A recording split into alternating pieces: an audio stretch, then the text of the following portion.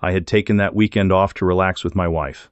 We chose a well-known resort, one of those places that promise tranquility and comfort, with crystal-clear pools, sophisticated restaurants, and a breathtaking beach. I should have been relaxed, enjoying the moment, but everything changed the instant I saw him. I had no idea I would run into him here too. It had been many months since that day on the subway, that moment etched into my mind as a forbidden memory. I could still feel the gentle vibration of the moving train, the warmth of his body sitting close to mine, the woody scent of his cologne mixing with the enclosed space. I had been dozing off, lost between the exhaustion of the day and the distraction of my thoughts, until, upon waking up, I found a folded note on my leg, a phone number. Nothing more, nothing less. Just that. And then he was gone. That note burned in my pocket for weeks until, finally, temptation won. And now, as if fate wanted to toy with me, there he was again. At the same resort, on the same weekend. My heart pounded in my chest. What did it mean? Was it just a coincidence? Or a reckoning I wasn't prepared to face? After that day on the subway, I had thought about calling him many times. I would take out the note, dial the number, but before pressing the call button, something inside me always made me pull back. The desire was there, burning beneath my skin, but reason always spoke louder. I had a life, a family, responsibilities. I couldn't allow myself to give in to that temptation. And now, in a cruel twist of fate, he was here, at the same resort as me. My stomach twisted. My immediate instinct was to pretend I didn't recognize him. If I ignored him, if I acted as if he had never existed, maybe everything would remain under control. After all, I was here with my wife. A perfect setting, built to be untouchable. And him? He was probably with his family too. Maybe he didn't even remember me anymore. Maybe, to him, I had been just another fleeting moment. But why then was my heart racing so fast? I couldn't let this affect me. Not here, not now. I took a deep breath and made my decision. I would pretend he didn't exist. Did he still remember me? Did this still mean something to him? Well, I would soon find out. We settled into our room, and I had to admit the place was stunning. The balcony opened up to a privileged view of the sea, where the sound of waves gently crashing onto the shore brought a false sense of tranquility. Behind the resort, a dense, untouched forest rose, with narrow trails winding up to the top of a mountain. It was the kind of landscape that inspired rest and peace. But inside me, there was no peace at all. We went down for lunch, and while my wife commented on the menu and the resort's activities, my mind was far away. What if he showed up? What would I do? If he came to talk to me, how would I explain his presence? My wife knew all my friends. I couldn't just introduce a complete stranger without raising suspicions. Make up a story? Improvise an excuse? Just the thought of it made my stomach tighten. The only way out was to avoid any contact. If I didn't see him, if I didn't leave any openings, everything would remain as it should. At least, that's what I kept telling myself. But deep down, a question gnawed at me. Was he avoiding me too? Or had he already noticed my presence and was just waiting for the right moment? After lunch, we headed to the pool. The truth was, I would have preferred to stay in the room, get some rest, maybe even organize my thoughts. But my wife insisted we go enjoy the sun. I didn't want to raise any suspicion, so I went along. The heat was intense, and while she swam in the refreshing pool, I sat in the shade of a large umbrella, trying to distract myself with anything. But just one glance to the side made my heart race. There he was, a few meters away, sitting casually, wearing sunglasses and exuding an impossible-to-ignore presence. He looked even more attractive than he had on the subway. Maybe it was the sunlight highlighting his tan skin, or maybe it was simply the fact that I hadn't expected to see him here. This time, he was wearing only swim trunks, and his well-toned, perfectly defined body was impossible not to notice. My reaction was immediate. Pretend I hadn't seen him. I adjusted my sunglasses, straightened my posture, and tried to look as indifferent as possible. The last thing I wanted was to draw attention. But then, something caught me off guard. He wasn't alone. Next to him, sitting comfortably, was another man slightly younger, maybe in his early 40s. He was just as handsome, with striking features, an enviable physique, and a casual demeanor that hinted at intimacy. My mind started working fast. Were they a couple? The thought hit me in a strange way. If he was with someone, did that mean I had been just another forgotten moment? I tried to push the thoughts away and stay focused. My goal was simple. Don't draw attention, don't show anything. But even without looking directly at him, I could feel it. My wife emerged from the pool, her skin still glistening with water droplets running down her shoulders, and sat beside me. We stayed there, talking about trivial things, enjoying the resort's paradise-like setting. The scene was perfect, the sun reflecting on the pool's crystal-clear water, children running around, laughter echoing through the air. But no matter how much I tried to appear calm, my mind was still trapped by him. Time passed, and my wife decided to go to the bathroom. I took the opportunity to lie back on the lounge chair, adjusting my sunglasses. I closed my eyes for a moment, letting the sun's warmth relax my body. The murmur of conversations, the sound of water splashing as people swam, and the gentle breeze rustling through the palm trees created an almost hypnotic atmosphere. My phone vibrated. I picked up the device and saw a message from my wife. "I'm going to get a massage. Enjoy yourself. I'll meet you in the room later."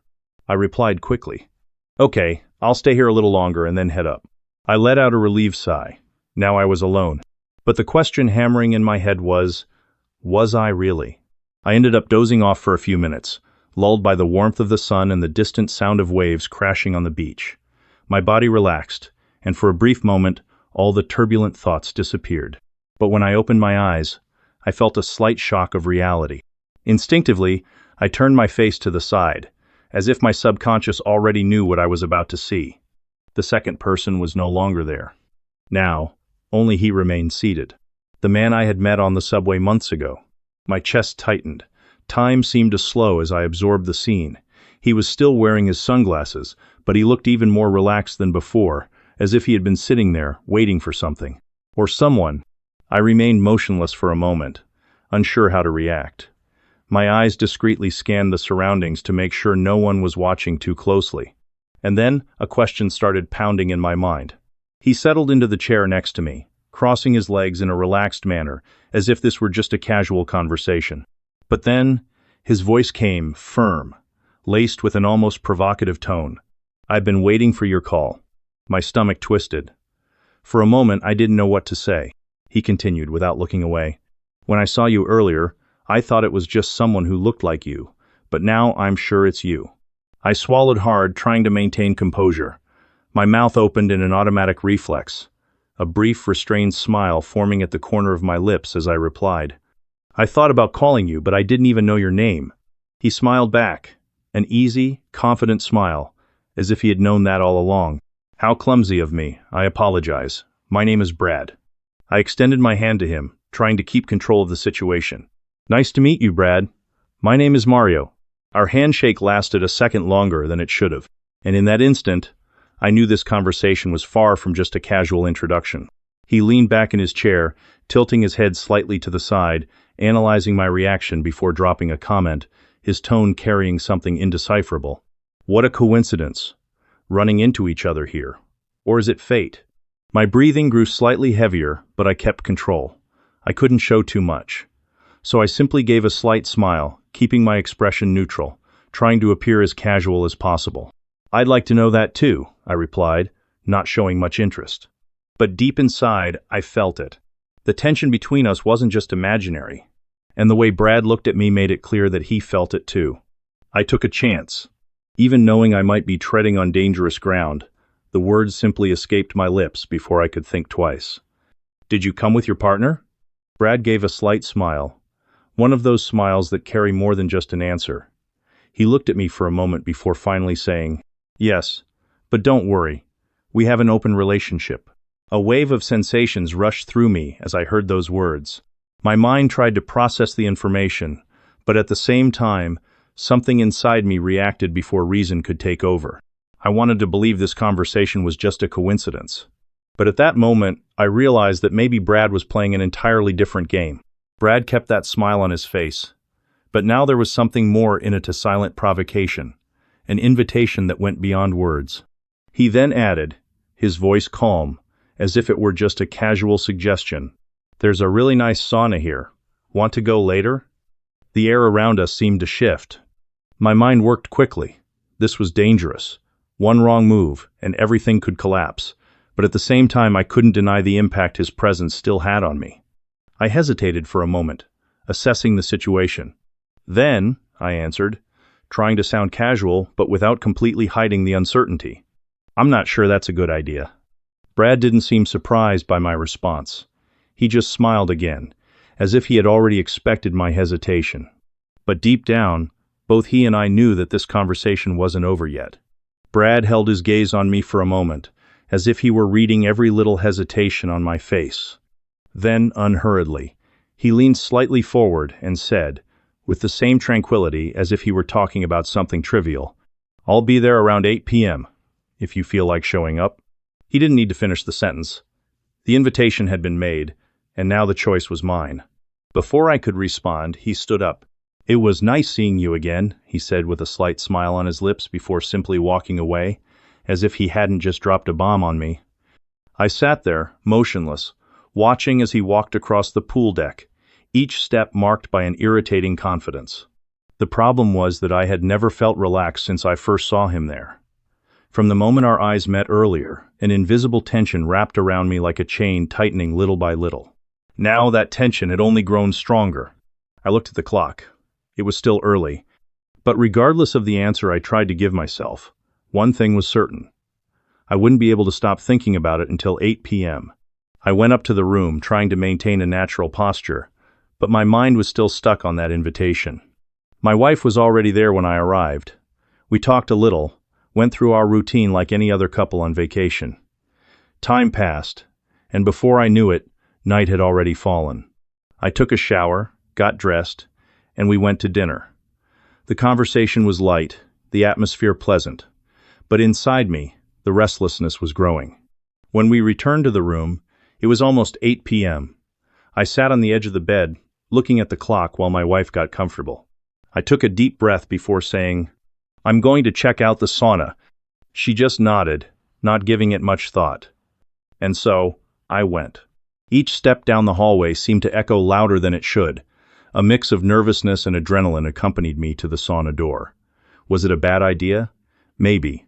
But it was too late to turn back now. As I stepped inside, the thick heat of the room enveloped my body. This made it a little difficult to see, but it didn't take long for my eyes to find him. Brad was already there. But he wasn't alone.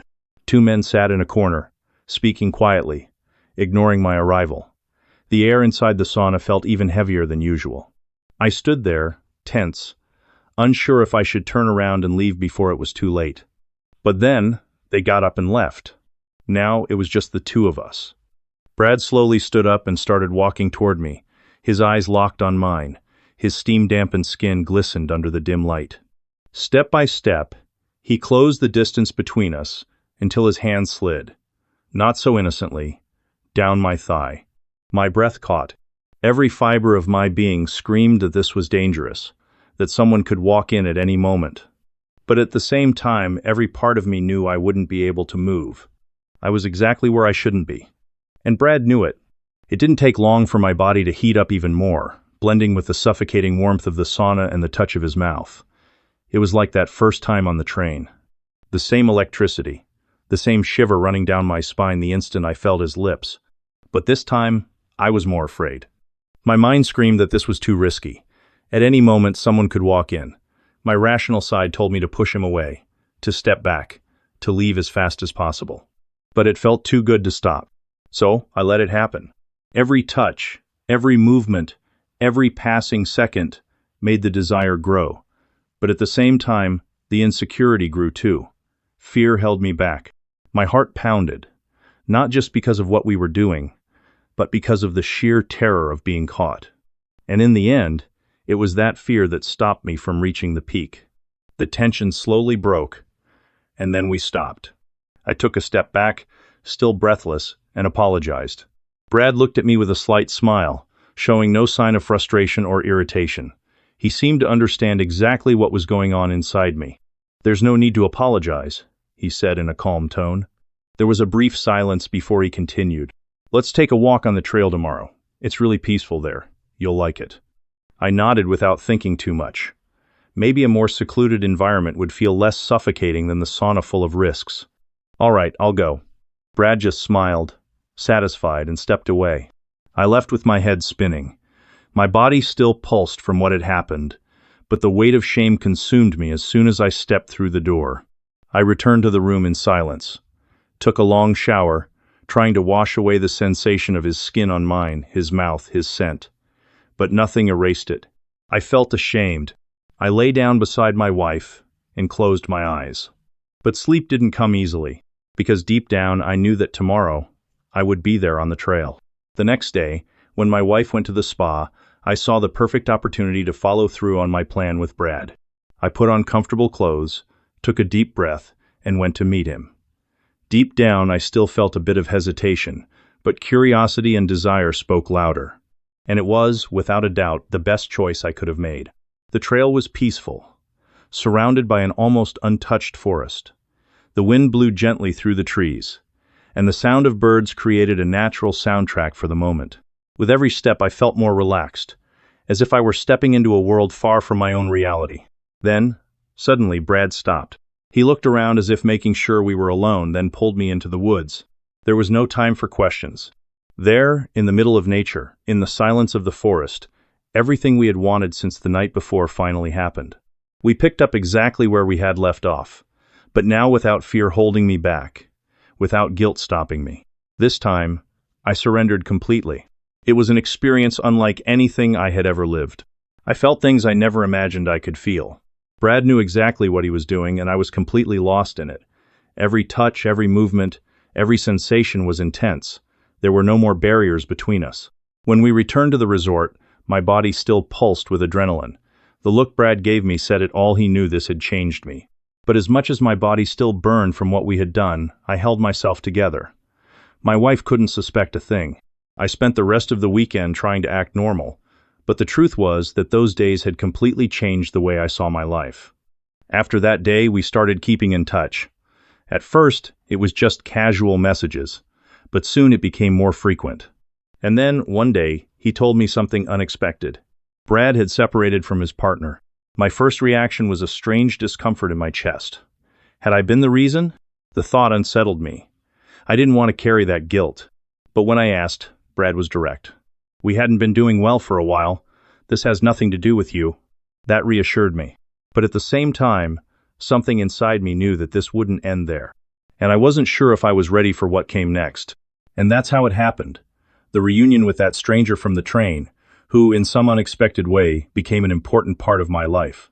What started as a coincidence, a twist of fate, turned into something much bigger than I could have imagined. If you want to hear this story without cuts, the link is in the comments. Don't forget to leave a like and subscribe to the channel for more stories like this. Kisses, and see you next time.